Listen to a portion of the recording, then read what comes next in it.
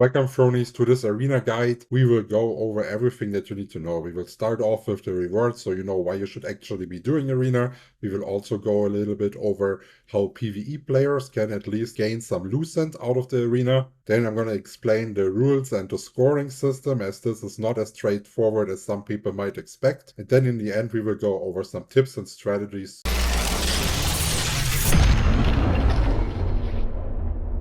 Why should you actually be doing arenas? That's pretty simple. When you're doing arena, you will be able to get arena coin. In this shop here in Castleton at the arena, you will actually be able to get epic gear, and some of that gear is pretty nice. So for example, like the Icy Necklace of Strength, pretty good for many builds, PvP for example. But even as a PvE player, you can just buy that and earn some Lucent. There's some trades that sell pretty well. Since those items are not as easy to get as some others, the prices here are also quite stable. One bonus info maybe next to that guy is a NPC that you should be visiting every day, and lots of people were surprised that it even existed on my stream, because here you can buy 2k quality stellarite every day, so you should always do this. Sorry to interrupt, but short self-promotion is needed. Currently, 91.2% of the people watching the videos are not subscribed to the channel. So let's make a deal. If you learn something new in this video, you have to subscribe. The next reason why you should be playing Arena is actually the weekly missions. So let's say you're not getting any good rewards right here out of those. Then you will have 25 trade unlock stones to choose as a pity reward. But most of the time that pity reward is actually way better than what you get here, unless you get one of the top rolls that have like a 0.15% chance to happen. But if you're actually playing this part here, that means only 3 arena wins, even as a PvE player, totally doable, you will get 5 additional trade unlock stones. So those 3 wins, no matter if you like PvP or not, I would recommend doing them. And let's go to the arena menu so I can explain you some more of the rule sets that you have. So overall, what we are having is an elo system. That means similar to like chess, League of Legends, when you are fighting other players that have a higher rating than you and you win against them, you will win lots of points. If you are fighting people that have a lower rating than you and you win, you will gain some points, but not that many. But it's also vice versa. If you lose versus people that have a lower rank than you do, then you will lose lots of points. And here you can see the reward structure based on the points that you are getting.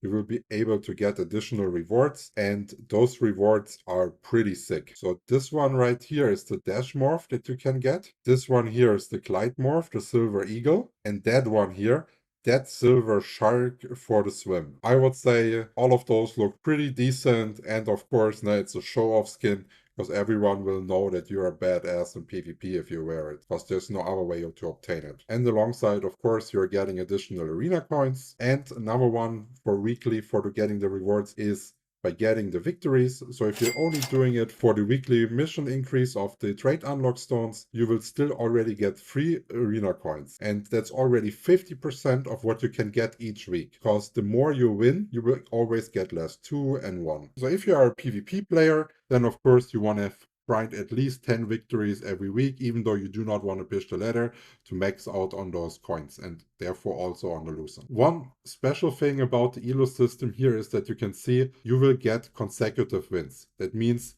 when you are in a win streak, so for example, I'm on a 7 win streak at the moment, you will get more points for every win that you will accumulate. There's also one little trick. If a season is ending, you can carry over your win streak. So like maybe let's say you're ending the season with 5 wins, no? You can carry those wins over into the next season to climb through the early ranks faster. When you go down to the question mark here, you will see that there's actually a weapon limitation. So that means you will never be able to face 3 healers at once, because one can only be happening once in a team. Sadly, that does not mean that you have to queue with a role. So similar to PvE dungeons where you're queuing as a tank, as a damage dealer or healer, this is not possible. You will always queue by yourself and then just get matched with 3 random people based on those limitations. When you are setting up a pre-made team, then you also have to make sure that those limits are met. Otherwise, you cannot invite your friends. Okay, now let's go a bit deeper into how the actual scoring works in the arena. Because it is not a team deathmatch where every kill has basically the same value. You will always have a time ticking down for a round. And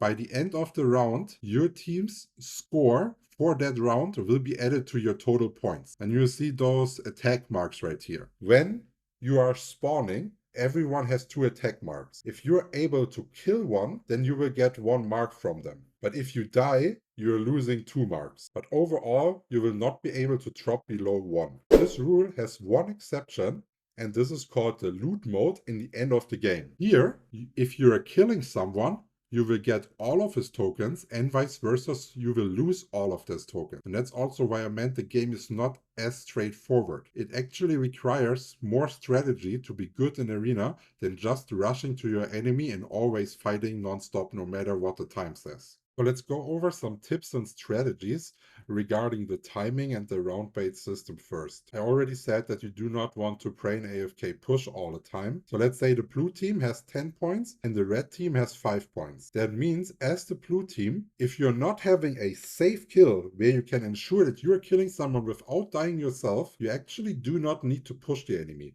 You can wait and let the enemies engage and maybe do a mistake. Because by the end of the round, you will gain more points than the other team, so you're fine. You only need to engage and not wait out the time if you're the team that is in the back end. This is especially important if we are in the loot phase in the end. So in the last minute of the fight, because here you're losing all of your points if you're dying to the enemy team. So it's a viable strategy to also keep your stealth or whatever you have ready. So in the end, you can play around with this to maybe secure your points into the end game. Because many battles are actually lost in that last minute, because the comeback mechanic that they introduced with that mechanic is extremely strong. And this is also why it's viable to stack kills on tanks. So if your team has a tank and you realize, oh, he's good, he's really beefy, yeah, then you do not want to get the kills on yourself. You want to make the stuff low so the tank can take the kills, and in the loot stage, all you're doing is peeling for the tank. And then you just get those massive points in, and it's a really easy win. I already said that there's no role sign up, so that can mean that you sometimes have games with no healer inside. If you're in a game without a healer, it is important that you are strategically dying on purpose, because you will at some point run out of resources like health and mana, because while you are in there, no healer, the others will just respawn with new resources every time. So what you want to do is you want to purposely try to die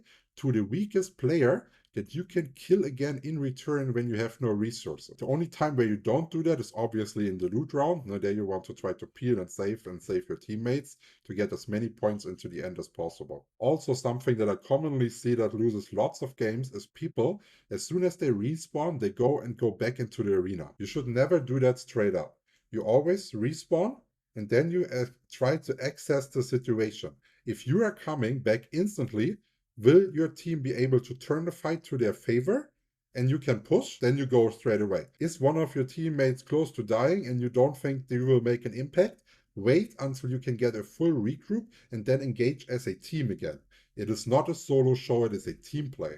And this information that you're getting from that scanning will also determine which bonus you're using after death. So after death, you can either use a shield, you can do additional damage, or you can use stealth. And if you are winning in the head, you will always choose damage, because with that damage you can snowball your lead even farther. If you're, for example, against many greatsword players that could actually burst you down in a combo, then you will use the shield so you have more health to be able to outplay the opponent. And if your team, for example, has no tank and you have no engage, then you should always use stealth so you can be the engage for your team. I hope those little tips will help you with your grind. And if you want to see some live arena PvP, just check out my stream. In December, I will have more time to play again and we will push arena. And if you still have any questions, just leave them in the comments. As always, I will try to answer everything in less than 24 hours. Cheers, guys.